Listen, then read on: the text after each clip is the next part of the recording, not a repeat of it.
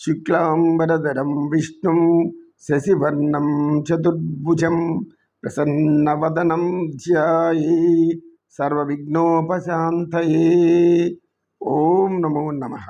గురువుగారు శిష్యులను చూసి మనం ప్రత్యక్ష ప్రమాణం గురించి వివేకానంద స్వామి ఏం వ్యాఖ్యలు చేశారో వింటూ ఉన్నాం, చర్చించుకుంటూ ఉన్నాం కూడా. వివేకానంద స్వామి వారు మనం ప్రత్యక్షంగా చూసేది, తెలుసుకునేది, అనుభవించేది ప్రత్యక్ష ప్రమాణం. ఉదాహరణకు మనం ఈ యొక్క ఆశ్రమంలో ఉన్నాం. ఈ ఆశ్రమం ఉన్నది అని అనడానికి కారణం మనం ఇక్కడ ఉంటున్నాం కదా, ఇది ప్రత్యక్ష ప్రమాణం. అదేవిధంగా మన చుట్టూ అనేక రకాలైన పూల మొక్కలు ఉన్నాయి, అనేక రకాలైన ఫల వృక్షాలు ఉన్నాయి.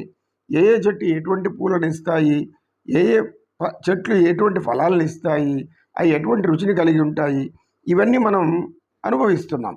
ఇవన్నీ స్వయంగా అనుభవిస్తున్నాం, చూస్తున్నాం, తెలుస్తున్నాం. కాబట్టి జ్ఞానేంద్రియాల ద్వారా జ్ఞానాన్ని గ్రహించి మనం అనుభవిస్తున్నాం. కాబట్టి దీనిని ప్రత్యక్ష ప్రమాణం అని వివేకానంద స్వామి వారు తెలియజేస్తారు.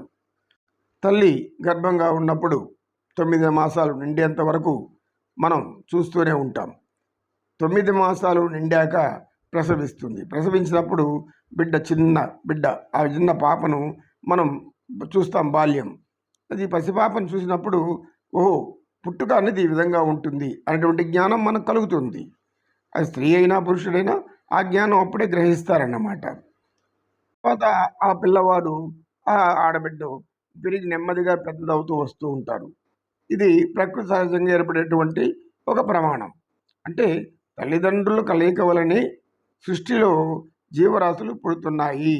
అంటే ప్రతి జీవికి కూడా ఈ యొక్క ప్రత్యుత్పత్తి కార్యక్రమం అనేది తప్పనిసరి అనేది మనం ప్రత్యక్షంగా చూసి తెలుసుకుంటున్నాం. మనం కూడా అదే విధంగా పుట్టి పెరిగాం. నేను ఇప్పుడు మీకు చెబుతున్నాను అంటే ప్రత్యక్షంగా నా మాటలు వింటున్నారు కనుక ఇది కూడా మీకు ప్రత్యక్ష ప్రమాణమే. అంటే మనం ఏదైనా ఒక జ్ఞానాన్ని గ్రహించాలి అంటే అది ప్రత్యక్షంగా మనకు తెలిసినప్పుడే, మనకు అనుమానం లేకుండా ఉండినప్పుడే దానిని మనం నమ్ముతాం. నమ్మడం అనేది ప్రమాణం. అంటూ ఉండగానే అక్కడికి ఒక ముగ్గురు వచ్చారు. వారు కూడా కాషాయ వస్త్రాలు ధరించి ఉన్నారు. అంతా కూడా మునుల వలె పైన తలను ముడివేసుకొని చేతిలో కమండలం పెట్టుకొని అక్కడికి వచ్చారు. వారు గురువుగారిని చూసి, గురువుగారు మీరేం చెప్తున్నారు అని అడిగారు. గురువుగారు, నాయన మేము పతాంజలి యొక్క యోగ సూత్రాల గురించి చర్చించుకుంటూ ఉన్నాము అని చెప్పారు. అంటే ఎంతకాలం నుంచి ఇలా చేస్తున్నారు మీరు అని అడిగాడు రెండవ వ్యక్తి. గత కొంతకాలంగా ఈ యొక్క విషయాల్ని తెలియజేస్తూ జ్ఞానాన్ని పంచుతూ ఉన్నాను. అప్పుడు వారికి వారే నా యొక్క ఉపన్యాస మాటలు విని వారు జ్ఞానం కోసం ఇక్కడికి వచ్చారు. వీరంతా వారే నాయనలారా, ఇంతకు మీకు ఏం కావాలి అని అడిగాడు. వ్యక్తి ఇలా చెప్పాడు, నేను యోగ సాధనలో చాలా రోజులు దీర్ఘ తపస్సు చేసి ఎంతో దైవాన్ని మెప్పించి ఒప్పించి ఆఖరికి ఒక శక్తి పొందాను. అది ఏమిటంటే గాలిలో తేలడం. నేను ఇదిగో గాలిలో తేలుతాను చూడండి అని కూర్చొని గాలిలో ఎగరడం ప్రారంభించాడు. అక్కడ కొంతమంది జనం కూడా, ఆ ఊరి చుట్టుపక్కల గ్రామాల ప్రజలు వీళ్ళ ముగ్గురి యొక్క విషయాలు చూడాలని వచ్చారు. అతను గాలిలో పైకి లేచి మళ్ళా కింద కూర్చున్నాడు. మీరు చేయగలరా అని గురువుని అడిగాడు. సరే, గురువు అందుకు మౌనంగా ఉండి రెండో వ్యక్తిని అడిగాడు. ఆ రెండో వ్యక్తి ఏం చెప్పాడంటే, నేను నీటిపై పడుకొని తేలగలను అన్నాడు. యోగం ద్వారా సాధించాను అన్నాడు. చాలా మంచిది నాయన, ఇది కూడా గొప్ప విషయమే అని మూడో వ్యక్తిని, నీవేం చేసావు, సాధించావు బాబు అని అడిగాడు. గురువుగారు, నేను నీటిపై నడవగలను అంటూ అక్కడే ఉన్న పక్కనే ఉన్న ఒక చిన్న గుంటల దగ్గరికి వెళ్ళి నీళ్ళం నడుచుకుంటూ వెళ్ళి మళ్ళా వచ్చాడు. అందరూ కూడా ఆశ్చర్యంగా చూస్తున్నారు, గురువు ఏం చెప్తాడా అని. తెలిసిన ఆ ఊరి గ్రామస్తులు కూడా చుట్టూ వచ్చారు. వీరు ఎంత మహిమ గలవారు అని అనుకున్నారు. గురువు వారిని ఒక ప్రశ్న వేశాడు. సాధించడానికి మీకు ఎన్ని సంవత్సరాలు పట్టింది అని అడిగాడు. 20 సంవత్సరాలు, ఇంకొకటి 25 సంవత్సరాలు ఇలా చెప్పారు. ఇంతకాలం మీరు సాధించినటువంటి ఈ విద్యలు మీకేమన్నా ఉపయోగపడుతున్నాయా అని అడిగాడు గురువు. అంటే ఏమిటి అర్థం కాక అడిగారు వాళ్ళు. విద్యలు ప్రదర్శించారు, నేర్చుకున్నారు, యోగ సిద్ధి వచ్చింది, నడుస్తున్నారు. మీరు నీటిపై నడవడం వల్ల మీకు ఏం ప్రయోజనం వచ్చింది? నదిని దాటానన్నాడు ఆ వ్యక్తి. నదిని దాటడానికి పడవవాడున్నాడు. ఆ పడవవాడికి ఒక 2 రూకలు పడేస్తే వాడు ఈ పక్క నుంచి అటువైపు దాటి వేస్తాడు. అది సులభమైన విషయం.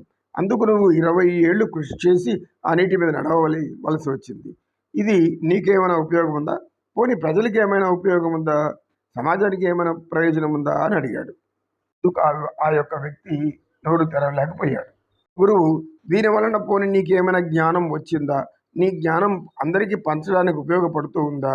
నీకు ఆహారాన్ని అయితే ఏమైనా తెచ్చిపెడుతుందా అని మరలా అడిగాడు.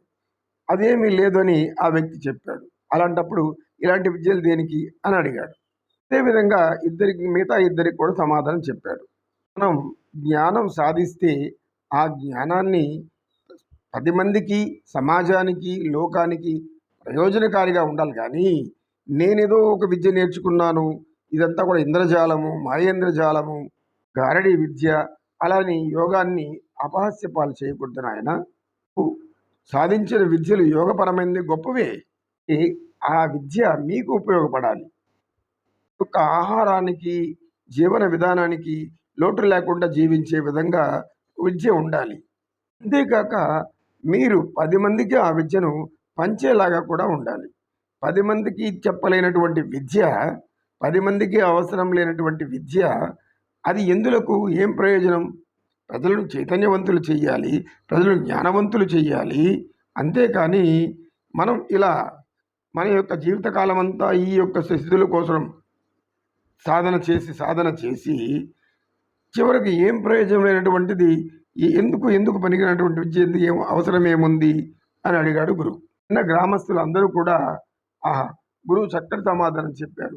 వీరు నాకు ఆ విద్య వచ్చు, ఈ విద్య వచ్చు అని గర్వంతో మాట్లాడితే అందుకు గురువు చక్కటి సమాధానం చెప్పారు. అనగానే ఆ ముగ్గురు కూడా గురువు గారు, ఇప్పటి నుంచి మేము కూడా మీ యొక్క జ్ఞానాన్ని గ్రహిస్తాం అని కూర్చున్నారు.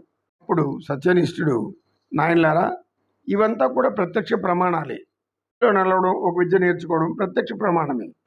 పైన తేలడం, గాలిలో ఎగరడం, ఇవన్నీ యోగ సాధన విద్యలే. అన్నీ కూడా మనకు ప్రత్యక్ష ప్రమాణాలు.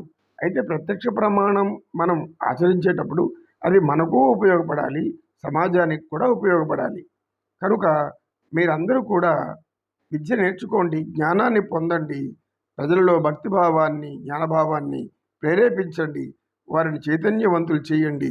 మూర్ఖులుగా ఉండే వారిని జ్ఞానవంతులుగా మార్చడమే మన కర్తవ్యం, మన ధర్మం అని సత్యనిష్ఠులు చెప్పి, కొన్ని తర్వాత తరగతిలో మనం తెలుసుకోగలం అని చెప్పి, ఓం సర్వే జనా సుఖినో భవంతు, సమస్త సన్మంగళాని సంతు, ఏతత్ సర్వం శ్రీకృష్ణార్పణమస్తు.